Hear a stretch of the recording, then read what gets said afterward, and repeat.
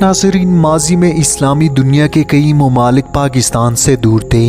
Iraq और पाकिस्तान के ताल्लुकात कभी भी अच्छे नहीं रहे। बांग्लादेश तो कई दहाइयों तक पाकिस्तान को शक की निगाह से देखता रहा।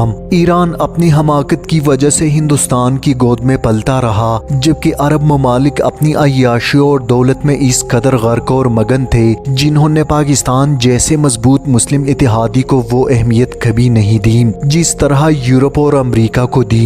मगर वक्त और हालात बदलते हैं। जब भी शेखों को दुश्मन से मार पड़ती है और ये पीट पैर कर भागने लगते हैं तो फिर इनको पाकिस्तान शिद्दत से याद आने लगता है। मगर पाकिस्तान ने हर बार, चाहे वो ईरान हो, अजरबैजान हो, अफगानिस्तान या फिर कतर, सऊदी अरब, पाकिस्तान ने हर मुमकिन मदद फराहम की और हमेशा एक मजबूत इत्तेहादी के तौर पर इनके साथ खड़ा रहा। नाज़रीन, इसराइल की बदमाशी और अरब दुनिया के मौजूदा हालात ने ये साबित किया कि पाकिस्तान डटकर हर महाज पर इसराइल के खिलाफ खड़ा है और ये बात अरबों को कभी भी समझ ना आती अगर इसराइल इनके तशरीफात पर कारी ज़रबे न लगाता।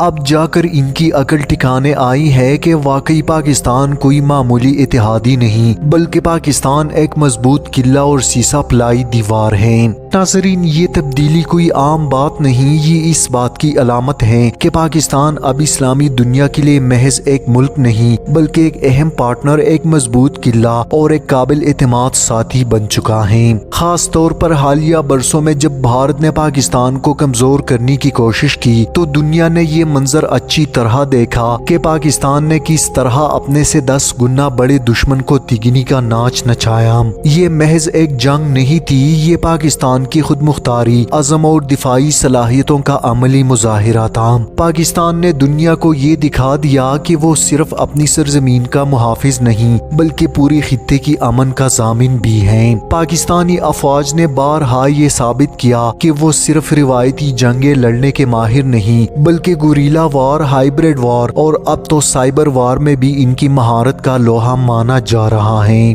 दुनिया अब जानती है कि ये वो फौज है जो मुश्किल से मुश्किल हालात में भी हिम्मत नहीं हारती। यही वो सलाहियतें हैं जिन्होंने इस्लामी दुनिया को ये सोचने पर मजबूर किया कि अगर कोई मुल्क इनका असल साथी बन सकता है तो वो सिर्फ पाकिस्तान है। नाज़रीन, इसराइल की जानिब से कतर पर हमले के बाद अरब दुनिया की सोच बदल गई। वो ममालिक जो कभी अमरीका और मगरबी ताकतों के सहारे पर खड़े थे, अचानक इन्हें एहसास हुआ कि इन ताल्लुकात में ना कोई खैर है और ना ही कोई वफा। इन्हें इस बात की समझ आई कि असल तहफ़्फ़ुज़ सिर्फ मुस्लिम भाइयों की बाहमी यकजहती में है और तब इनकी नजरें पाकिस्तान पर जा टिकी क्योंकि पाकिस्तान ही वो मुल्क है जिसने हर वक्त उम्मत मुस्लिमा का साथ देने का ऐलान किया।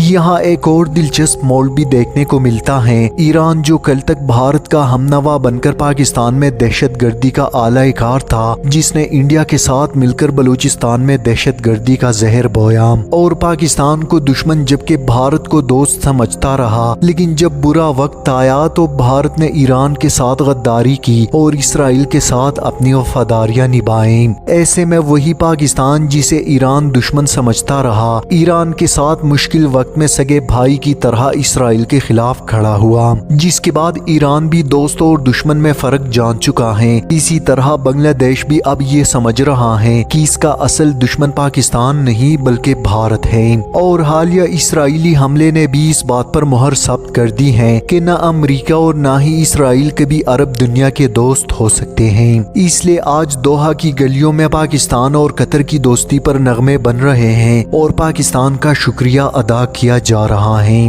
वक्त और हालात ने आज ये साबित किया कि अरब दुनिया की खैर बरकत ना तो अमेरिका के साथ ताल्लुकात में है, ना ही इसराइल के साथ किसी मुआहिदे में और ना ही यूरोप के वादों में, जिसके बाद अरबों को शिद्दत से इस बात का एहसास हो चुका है। इसलिए मगरबी टेक्नोलॉजी और महंगे असलहे पर इन्हिसार कम करने का सोच रहे हैं। अब इन्हें मालूम हो चुका है कि अरबों डॉलर्स के हथियार भी इनकी हिफाजत की जमानत नहीं। कतर इसकी सबसे बड़ी मिसाल है जिसने खरबों रुपए का असलहा खरीदा मगर दुश्मन के हमले से बच न सका।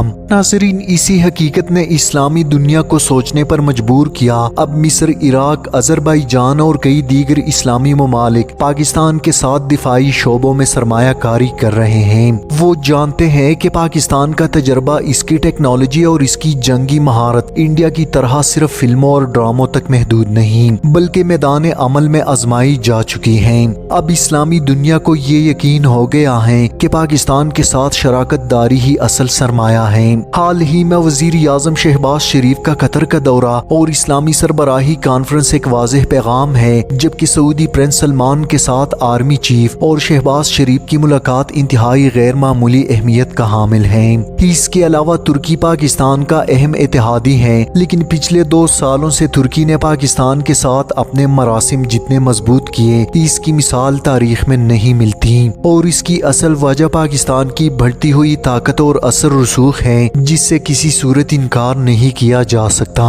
یہی وجہ ہے کہ اسرائیل کی ہمیشہ کوشش رہی ہے کہ پاکستان کسی صورت اسرائیل کو تسلیم کر لے۔ اسرائیل اور اس کے اتحادی ممالک یہ بات اچھی طرح جانتے ہیں کہ جب تک پاکستان اسرائیل کو تسلیم نہیں کرتا تب تک گریٹر اسرائیل کا قیام ممکن نہیں۔ اقوام متحدہ میں جس طرح پاکستان نے فلسطین کے حق میں اپنا 2 ٹوک موقف اپنایا شاید کسی مسلم ملک نے اپنایا ہو۔ وہ دن دور نہیں جب پاکستان کی سربراہی میں اسلامی دنیا صرف مذمت تک محدود نہیں رہے گی بلکہ مرمت کی طرف بڑھے گی، جبکہ عرب ممالک یہ بات اچھی طرح جانتے ہیں یہ مرمت صرف تب ہی ممکن ہے جب پاکستان قیادت کریں، اور یہی کردار پاکستان اب بخوبی نبھا رہا ہے۔ پاکستان نے اپنا 2 ٹوک موقف دنیا کے سامنے رکھا ہے۔ پاکستان نے اعلان کر دیا ہے کہ اسرائیل کو روکنا اور اسے سبق سکھانا وقت کا تقاضا ہے۔ یہ وہ الفاظ ہے جنہوں نے عرب دنیا کے دلوں میں امید کی کرن جگائی۔ اسلامی ممالک کو اچھی طرح سمجھ آ چکا ہے کہ نہ امریکہ ان کا دوست ہے، نہ یورپ اور نہ ہی بھارت۔ اصل دوست وہی ہے جو مشکل وقت میں کندھے سے کندھا ملا کر کھڑا ہو۔ پاکستان کی صورت میں ایک ایسا اتحادی جس کے پاس طاقت ہے، تجربہ ہے اور دشمن کی ہر جارحیت کا جواب دینے کی صلاحیت بھی۔ ناظرین، اسلامی دنیا کے بڑے بڑے ممالک پاکستان کی طرف جھک رہے ہیں۔ یہ وہ پاکستان ہے جو کبھی تنہا سمجھا جاتا تھا مگر آج امت مسلمہ کا محور بن رہا ہے۔ یہ وہ پاکستان ہے جس کی افواج دنیا کی سب سے جنگ آزمودہ اور مضبوط افواج میں شامل ہیں۔ یہ وہ پاکستان ہے جو ہر محاذ پر امت مسلمہ کی ڈھال بننے کو تیار ہیں۔ دوحہ میں شہباز شریف اور عاصم منیر کی محمد سلمان سے ملاقات محض ایک رسمی سفارتی سرگرمی نہیں تھی بلکہ پاکستان کی سول ملٹری ہم آہنگی اور قومی یکجہتی کا واضح ثبوت تھی۔ اس ملاقات میں آرمی چیف کی براہ راست شمولیت نے یہ پیغام مزید مضبوط کیا کہ پاکستان اسلامی دنیا کا اہم ترین کھلاڑی ہے، جبکہ پاکستان امت مسلمہ کے صف اول میں ایک پر اعتماد، مضبوط اور فیصلہ کن ریاست کے طور پر کھڑا ہے۔